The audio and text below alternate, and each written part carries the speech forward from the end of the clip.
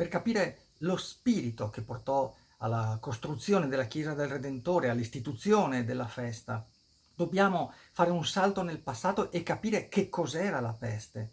La peste si riteneva si propagasse attraverso l'aria, all'epoca non c'erano le conoscenze scientifiche che oggi ci permettono di stabilire quale fosse il mezzo di contagio, ovvero la pulce dei ratti che trasferiva il morbo appunto dall'animale all'uomo e colpiva indifferentemente chiunque, passava nelle case, entrava, falcidiava famiglie intere e si viveva in uno stato di perenne terrore e attesa. Questo era lo stato d'animo delle persone che nel 1575 furono colpite da una delle terribili pestilenze che falcidiarono la città nel corso dei secoli.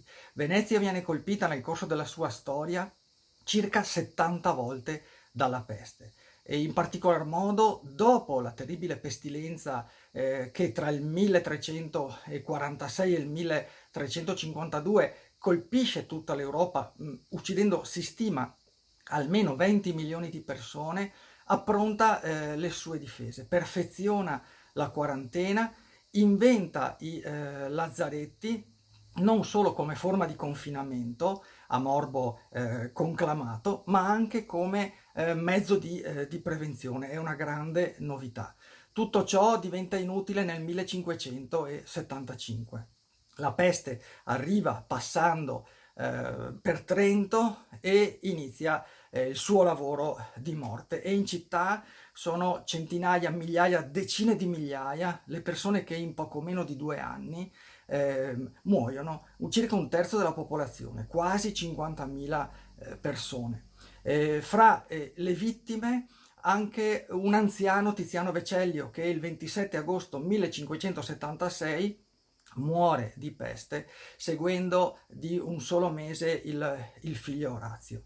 8 giorni più tardi, il 4 settembre, il Senato della Serenissima decreta l'erezione di un grande tempio da dedicarsi al Cristo Redentore come voto della città per la fine della pestilenza. Il progetto, i lavori vengono affidati ad Andrea Palladio, che era proto della Serenissima in quel momento e che già si stava occupando della costruzione della vicina chiesa di San Giorgio. E il 3 maggio del 1577 viene posata la prima pietra della chiesa. Il 20 luglio 1577, per festeggiare la fine della pestilenza, una prima processione, quindi un primo ponte di barche, viene lanciato tra le Zattere e la Giudecca. Sarà il primo di una lunghissima serie che ancora oggi si perpetua nei secoli e che successivamente sarà seguito nella notte che precede la processione, che avviene sempre la terza domenica del mese di luglio, lo spettacolo di fuochi d'artificio, che nel corso degli anni sarà destinato a diventare la notte famosissima.